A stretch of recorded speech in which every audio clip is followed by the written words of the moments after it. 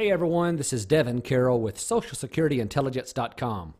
I've seen a lot of individuals who are not getting all the Social Security benefits that they are entitled to receive. The vast majority of the time, it's a woman who is divorced, widowed, or remarried. I'm going to cover these rules so you'll know how to determine which benefits you are eligible for. But first, I have the disclosures.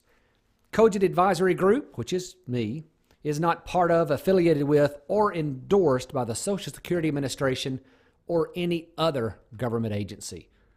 And also, this is not intended to give you any specific financial, legal, or tax advice. Please seek out your own competent advisors in these areas. Okay, so let's just come out and say it. Social Security is more important for women than it is for men. That's not just something that I think. That's what the Social Security Administration says. In fact, in a recent report, they found that the average male's benefit was $16,398. The average female was $12,520. Not only was the average female's Social Security benefit lower, the importance of the income they were receiving from Social Security was higher. In this same report, the Social Security Administration found that females depend on Social Security to meet 50.4% of their income needs. Males count on Social Security for 35.9%. So for most women, this is not an income stream that can be ignored or have bad planning applied. I'll share a recent story with you. A lady named Karen. In 1967, she married Joe, and he died in 1979. Then in 1983, she married Gary, but in 1998, they were divorced. Now, all of them had the following full retirement benefit amounts. So Karen's full retirement age benefit was $1,700. Joe's full retirement age benefit, who is deceased, is $1,800. And Gary has a full retirement age benefit of $2,000. Now, if Karen went in to file, most of the Social Security technicians would not pick up nor ask if she had been married before Gary.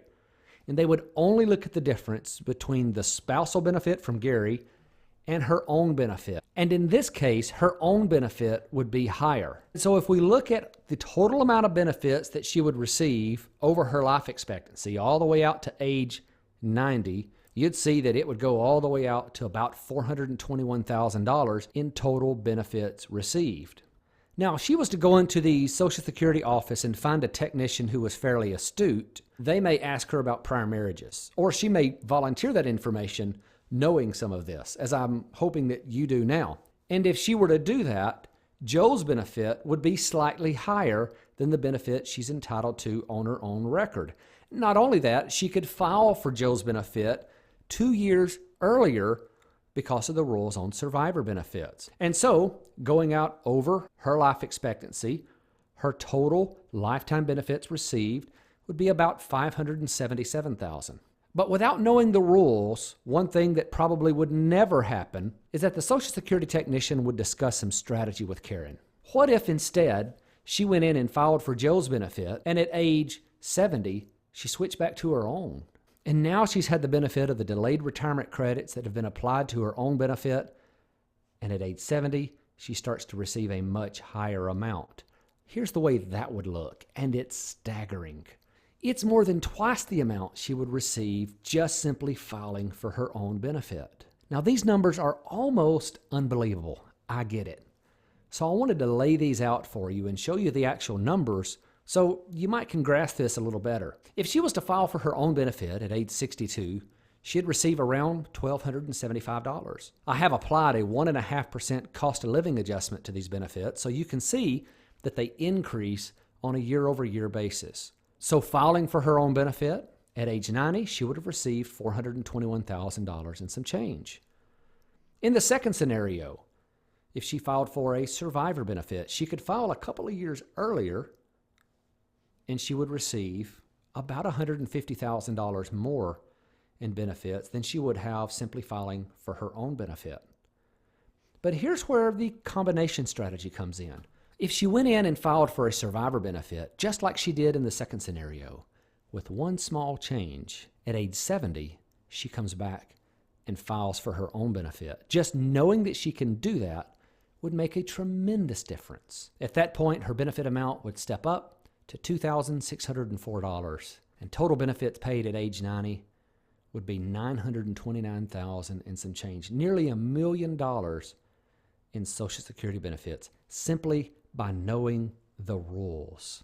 So I want to jump into this and explain to you exactly what you need to know so you can determine if you're getting the right benefit or not. Before we do, there's just a few basics that I want to cover.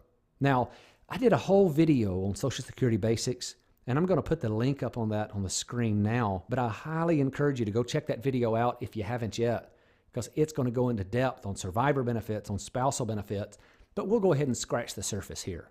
The first basic is the survivor benefit. A marriage must last for at least 9 months for a spouse to be eligible for a survivor benefit. For a spousal benefit, the marriage must last at least 1 year. And as a divorced spouse, which you could qualify for either a survivor benefit or spousal benefits as a divorced spouse, but in either situation, you must have been married for at least 10 years. And then we have spousal benefits. With a spousal benefit, the lower earning spouse is entitled to the greater of a benefit on his or her own work record, or 50% of the higher earning spouse's full retirement benefit. Now, that is adjusted for claiming age, and that's one of the things that we go into great detail on the Social Security Basics video. And then we have survivor benefits, and those are very simple. At the death of the first spouse, the surviving spouse receives the highest of his or her own benefit or the benefit of the deceased. That is also reduced for filing age, and the lower benefit simply goes away. So those are the basics. Those are the things that's most critical to understand as we move through the rest of this material. So I want to break this down into 2 categories. The first is for those who are divorced. And then I want to cover benefits for those who are widowed. Now I'll tell you there's a lot of overlap between these two, but I want to clearly articulate each of these categories so you can understand which box you belong in. Now, under these, I also want to break it down into further categories. So if you're divorced, I want to break it down into a category where you have remarried, and subcategory if your ex-spouse is still alive or if your ex-spouse is deceased, and then if you have not remarried, with a subcategory of the same thing. And then under widowed, I simply want to look at if you have remarried and if you have not remarried. So let's get started with those who are divorced. And first, let's look at the rules for those who have remarried and your ex-spouse is still alive. For those individuals, you are not eligible for a spousal benefit under the ex-spouse, but you are eligible for a spousal benefit from your current spouse if you've been married at least 1 year.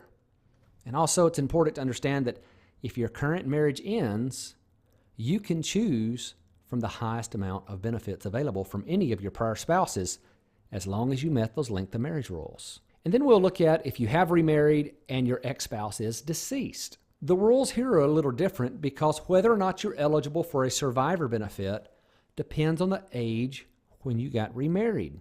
If you got remarried at age 60 or greater, then you could be eligible for survivor benefits on a prior spouse. If you got remarried before age 60, you are not eligible for survivor benefits on an ex-spouse. But again, if you're not eligible for a survivor benefit on an ex-spouse because you got married too early and that marriage ends, you can go back and file for a survivor benefit from a prior spouse. And then let's look at if you have not remarried and your ex-spouse is still alive. In this situation, you would be eligible for a spousal benefit from that ex-spouse. And now if you have not remarried and your ex-spouse is deceased, you are eligible for a survivor benefit from him. And it's also interesting to note that the claiming strategy rule changes do not apply to survivor benefits. And that's the rule that allows you to file for one benefit and then later switch to another. It applies to spousal benefits, but it does not apply to these survivor benefits. Now let's look at the rules for those who are widowed and they have remarried. And this is where you're going to start to find some of the overlap with those who are divorced. If you have remarried, your eligibility for a survivor benefit from your ex-spouse depends on the age you were remarried. If age 60 or greater, then you are eligible for a survivor benefit.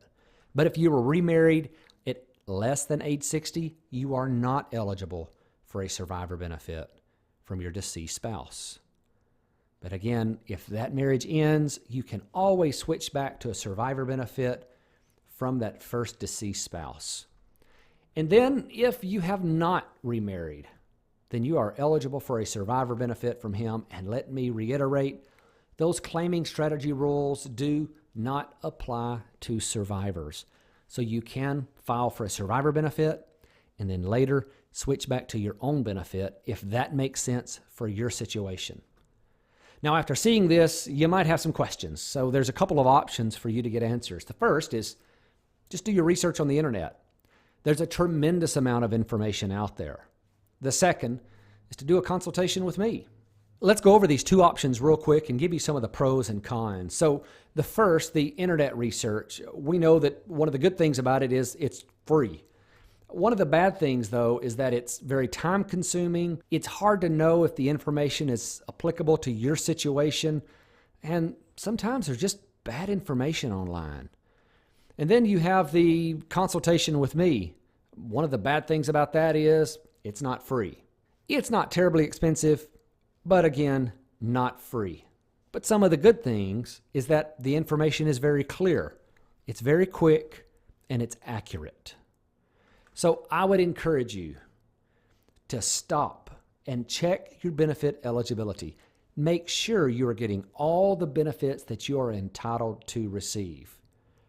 Are you sure you're receiving the right one? Should it be your benefit? Should it be an ex-spouse's benefit? You know, I still remember the story of Sue. Her apartment wasn't quite the nice, comfortable place that it used to be, and sometimes she was scared at night. She didn't like walking back and forth between her car and the door and would often get someone to accompany her on that trip to see her safely inside. But she didn't have enough income to be able to move out into another apartment. So she came to see me, not about her housing situation, but about her Social Security situation. She thought that there might be something else that she was entitled to. She'd been married twice. One husband was still alive and one was deceased. Sue was receiving a survivor benefit off of her second husband, which the technician at the Social Security office told her was the highest benefit that she was entitled to. But what the technician failed to do was to ask her about other prior marriages. And so as we started digging into these prior marriages, it took a simple phone call for us to ask the Social Security Administration what her spousal benefit would be off of this first marriage. As it turns out, it was about a $400 per month increase to her Social Security benefit. Now, for a lot of people, $400 a month is not going to change the world. But for her, it meant that she could move into some accommodations that were much nicer, that were gated. Now she has a code to get in and out, and she can sleep with complete peace of mind. Are we going to have those kind of results for everyone? Absolutely not. But you owe it to yourself to jump in and find out and make sure that you're getting all the benefits that you're entitled to. I hope you found this video to be helpful and insightful, and please share it with someone. Watch the other videos in our channel and visit our blog at socialsecurityintelligence.com. There's lots of great articles in there that will give you the tools you need to make sure you're informed. If you still need my help after you've done some of this research, feel free to look at the right-hand sidebar in my website and click the Need Help icon. You can set up a time with me and we'll talk on the phone and get your situation straightened out. Thanks for watching. Have a great day.